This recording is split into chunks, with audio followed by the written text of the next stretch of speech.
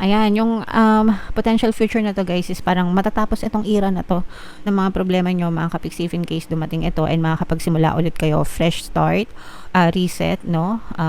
Lahat ng pangit na nangyari or ma-experience nyo mga problema, mawawala yan guys and parang marireborn kayo. Parang ito guys, may lesson na ituturo sa inyo sa universe, Sagittarius, no? Kung kaya nangyayari ito, pero pagkatapos niyan marirealize nyo kung ano yung mga lessons na yan and magsisimula kayo ng another chance, panibagong buhay.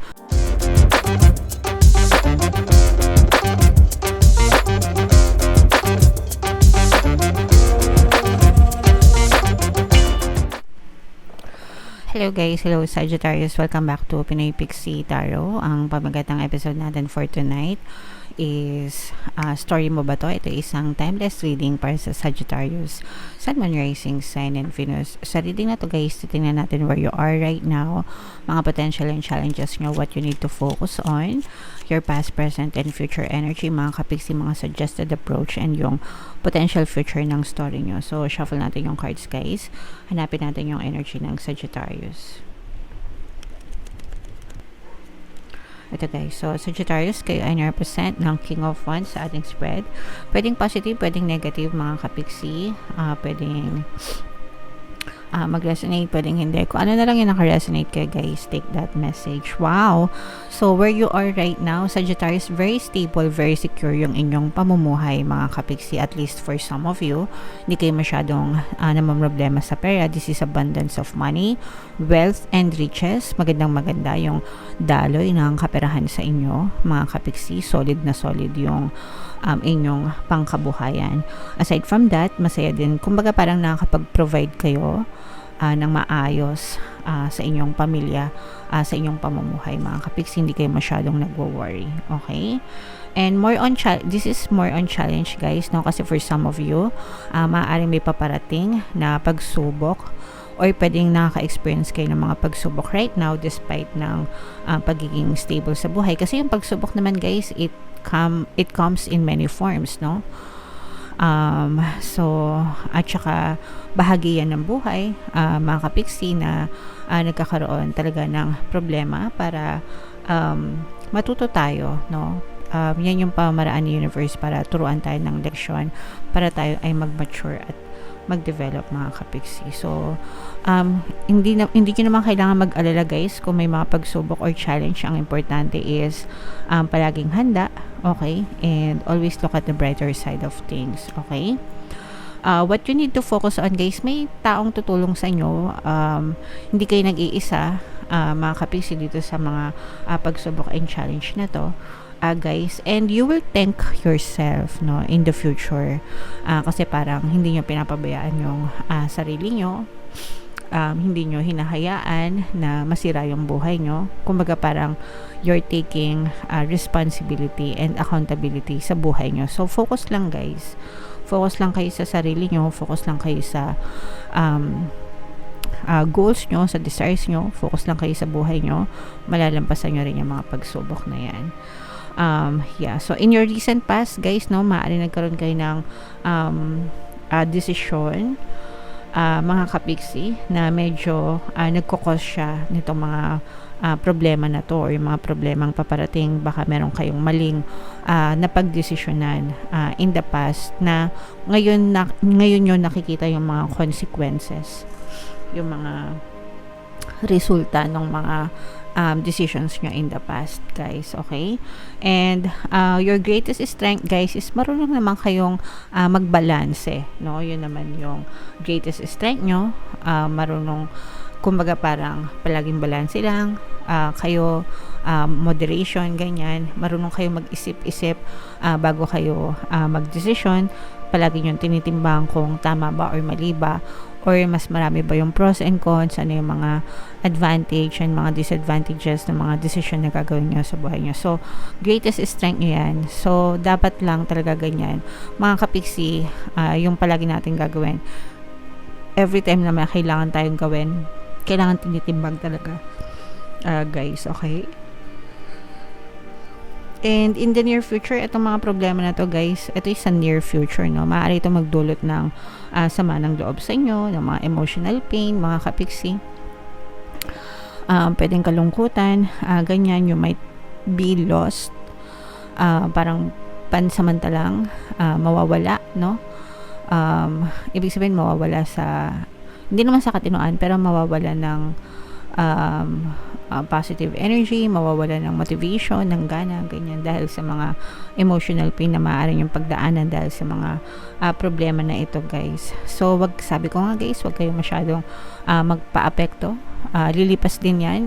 If in case na na-experience nyo na or makakaharap nyo na yung mga problema, mga kapiksi, sabihin nyo lang, this too shall pass, lilipas din ito, kayang-kaya ko to, malalampasan ko rin ito, okay? Para talagang successfully malampasan nyo yung mga problema na yan sa buhay nyo, guys. And suggested approach, guys, is dapat marunong kayong tumalikod, no? You know when not to waste your energy. Kailangan alam nyo kung kailan nyo hindi dapat inaaksaya yung energy nyo sa mga walang kakwenta-kwentang bagay, walang kakwenta-kwentang sitwasyon, no, na mas maaari pang maging dahilan para magpatong-patong yung mga problema nyo. Sometimes kasi yung mga maliliit na detalye na nangyayari sa buhay natin, masyado nating pinapansin. So, lumalaki, no? Lumalaki yung inis, yung mga annoying moments, no? And kapag lumalaki yun, mas lalong kayong naninega. So, dapat alam nyo kung kailan nyo hindi pag-aaksaya ng panahon yung mga ganong bagay. And just always focus on solution, focus on nice things, positive things, mga kapiksi, para yun lang talaga yung paulit-ulit yung ma-experience sa buhay nyo.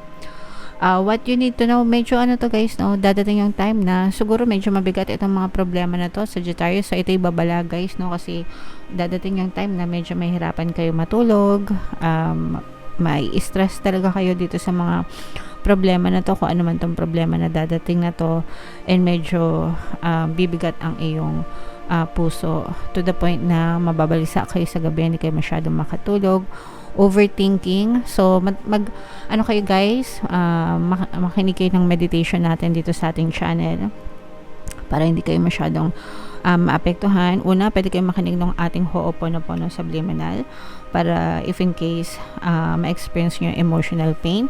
Pangalawa, yung ating meditation, paano mawala ang stress and anxiety. So, nandun lang yan sa homepage natin, guys. Scroll nyo lang bandang baba ng konti yung playlist. May kita nyo yun. Pwede nyo yung pakinggan, guys, para makatulong sa inyo, mga kapiksi. Your hopes and fears, guys, may tutulong sa inyo, no? Sabi ko nga sa inyo, may tutulong sa inyo para masolusyonan itong mga problema nyo sa buhay. So, hindi kayo nag-iisa. Loving people, no? There are loving people na magbibigay sa iyo ng tulong. So, tanggapin mo yung tulong na yan. Yung tulong na yan, guys, ay galing din kay universe, no? When you affirm for solutions, for help, diba? The universe will give it to you. So, i-embrace nyo to. Kuhain nyo itong mga tulong na to. Para sa inyo talaga yan, mga kapiksi. Ayan, yung potential future na to, guys, is parang matatapos itong era na to ng mga problema nyo, mga kapiksi, in case dumating ito, and makakapagsimula ulit kayo, fresh start, reset, no? Lahat ng pangit na nangyari or ma-experience nyo, mga problema, mawawala yan, guys, and parang marireborn kayo. Parang ito, guys, may lesson na ituturo sa inyo sa universe, Sagittarius, no? Kung kaya nangyayari ito, pero pagkatapos niyan marirealize nyo kung ano yung mga lessons na yan, and magsisimula kayo ng another chance, panibagong buhay na mas masaya, mas malakas, mas mapagkumbaba, mas mabait, mas strong, mas matapang. So embrace nyo yan, mga kapiksi. So, comment down below, guys, if feeling nyo naka-resonate kayo. Itong, i-mind nyo itong mga second chance na to, itong mga moving on na to, mga kapiksi, itong mga tulong na to from other people. Yan yung mga very positive na nakita natin sa story nyo, Sagittarius. So, i-mind nyo na yan sa comment section. Tingnan natin yung additional na message for you, guys. Shuffle natin to. Habang sinashuffle ko to, panoorin nyo muna yung video natin regarding sa ating paano mag-manifest ng abundance video course. Kapiksi, sawa ka na ba sa mga struggles at hirap sa buhay mo? Masipag ka ba at masikap sa buhay ngunit hindi ka pa rin umaasenso? Ilang beses ka na bang nag-attempt magnegosyo at mag-invest pero palagi ka pa rin nalulugi? Sa pagkakataon na ito ay maaaring may subconscious beliefs ka na nagiging balakid sa iyong pag-unlad at pagyaman. Introducing, paano mag-manifest ng abundance video course. Dito ay matututunan mong ma-overcome ang mga balakid mo para tuluyan ka ng umunlad, umasenso, sumagana, maging matagumpay, successful at maswerte sa iyong kabuhayan, pera, trabaho, negosyo sa lapi at kaperahan ng bonggang-bongga. Dali, mag-send na ng email sa pinoypixie@gmail.com at simulan na ang iyong pagyaman ngayon. Alright, so sa lahat ng gusto mag-avail ng course guys, naka-flash sa screen yung mga offer natin sa ating channel. Una, meron tayong paano mag-manifest ng abundance video course para sa inyong kabuhayan, kaperahan, trabaho, negosyo sa lapi. Pangalawa, meron tayong paano mawala ang third party at magkaroon ng harmonious na relationship para mawala yung mga sabit sa relasyon nyo. And meron din tayong email coaching, manifest your desires using the law of attraction. If meron kayong mga specific na gusto nyong i-manifest sa love or money, pwede kayong magpa-coach with me. Sa lahat ng interesado guys, mag-send lang kayo ng email sa pinoypixie@gmail.com. So, ito yung ating message sa inyo. Ito guys, swak na swak sa inyo kasi sabi ko nga sa inyo, no, itong mga pagsubok na to or challenge, parang nakatadhana talaga siya na mangyari sa inyo kasi parang tuturuan kayo ng leksyon ng universe or may lesson na ituturo sa inyo sa universe. At saka, parang consequence nga ito ng mga decision nyo sa past, mga kapiksi, no? Kumbaga, yung mga napag-decision nyo sa past, ngayon siya napupush out sa inyong physical reality, mga kapiksi. Okay, so magkakaroon kayo dito ng realization, guys, kung ano talaga tong leksyon na to, and it will make you grow, become a better person, ganyan, para mas maging maganda yung pananaw nyo sa buhay guys. Okay, so wag susukuan, lilipas din yan guys, this social pass, sabihin nyo lang and everything will work out for you as well. So palagi nyo lang yung sabihin, mga kapiksi, every time na namumroblema. Again, una, this social pass, lilipas din ito. Comment nyo na rin sa baba guys. And pangalawa, everything is working out in my favor para palaging maging pabor sa inyo yung sitwasyon kahit na nakaka-experience kayo ng mga problema in pagsubok, malampasan nyo siya ng maayos, mga kapiksi. Okay? Alright, so comment down below, Sagittarius, if feeling nyo naka-resonate kayo, if story nyo ba to, mga kapiksi, comment down below. For more readings para sa Sagittarius guys, ito yung playlist nyo. Ito naman yung ating success stories ng paano mag-manifest ng abundance video course. Click here to subscribe guys. Ito yung ating mga papaswerte subliminals. Thank you for liking, sharing, and subscribing. See you next time. I love you all, mga kapiksi. Have a nice day. Bye-bye.